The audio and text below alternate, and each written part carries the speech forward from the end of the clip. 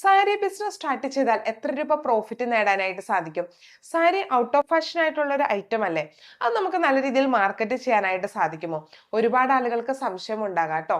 തീർച്ചയായിട്ടും സാരി നമ്മൾ പണ്ട് റെഗുലർ ആയിട്ടുള്ള, ഇപ്പോൾ നോർമൽ ആയിട്ടുള്ള ഒരു വെയർ പോലെയായിരുന്നു ഉപയോഗിച്ചിരുന്നത്. എന്നാൽ ഇപ്പോൾ കാലം മാറിയപ്പോൾ സാരി ഒരു പാർട്ടി വെയർ പോലെ, അതല്ലെങ്കിൽ സാരിയോട് പ്രത്യേകിച്ച് ഇഷ്ടമുള്ള ആളുകളുണ്ട്, അവരുടെയൊക്കെ ഒരു കളക്ഷൻ എന്ന രീതിയിലോട്ട് മാറിയിട്ടുണ്ട് സാരി. അതുകൊണ്ട് തന്നെ പണ്ടൊക്കെ തീരെ റേറ്റ് കുറഞ്ഞിട്ടുള്ള സാരി പോലും ആളുകൾ വാങ്ങിക്കുന്നുണ്ടായിരുന്നു. എന്നാൽ ഇന്ന് അത്യാവശ്യം റേറ്റുള്ള, അത്യാവശ്യം വെറൈറ്റി ആയിട്ടുള്ള സാരികളാണ് മാർക്കറ്റിൽ ഡിമാൻഡ് ഉള്ളത്. അപ്പോൾ നമുക്ക് അത്തരത്തിലുള്ള സാരികൾ മാർക്കറ്റിൽ ഇറക്കാനായിട്ട് സാധിച്ചാൽ തീർച്ചയായിട്ടും നിങ്ങൾക്കും ഇവിടെ ഒരു സ്കോപ്പ് തന്നെയാണുള്ളത്. നമ്മൾ സാധാ ഒരു ഡ്രസ് ബിസിനസ്സിനെ വെച്ച് കമ്പയർ ചെയ്ത് നോക്കുമ്പോൾ നമ്മളുടെ സാരി ബിസിനസ്സിന് ഒരുപാട് പ്രത്യേകതകളുണ്ട്.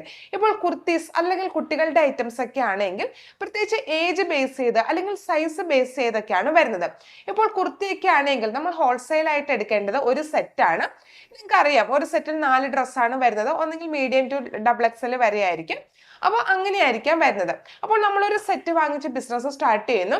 അപ്പോൾ മീഡിയം സൈസ് ആവശ്യപ്പെട്ടുകൊണ്ട് 2 കസ്റ്റമേഴ്സ് വന്നാൽ പോലും നമുക്ക് ഒന്നെങ്കിൽ ഔട്ട് ഓഫ് സ്റ്റോക്ക് ആണെന്ന് പറയേണ്ടി വരും, അല്ലെങ്കിൽ വീണ്ടും അതുപോലെ ഒരു സെറ്റ് വാങ്ങേണ്ടതായിട്ട് വരും. പ്രത്യേകിച്ച് സൈസ് ഇഷ്യൂ വരുന്നുണ്ട് നമ്മളുടെ കുർത്തി, അതുപോലെ തന്നെ കിഡ്സിന്റെ ഡ്രസ്സിന്റെ കാര്യത്തിലൊക്കെ. എന്നാൽ നമ്മൾ സാരിയുടെ കാര്യത്തിൽ അല്ലെങ്കിൽ ചുരിദാർ മെറ്റീരിയൽസിന്റെ കാര്യത്തിലാണെങ്കിൽ ഇങ്ങനെ സൈസ് ഇഷ്യൂസ് ഒന്നും വരുന്നില്ല.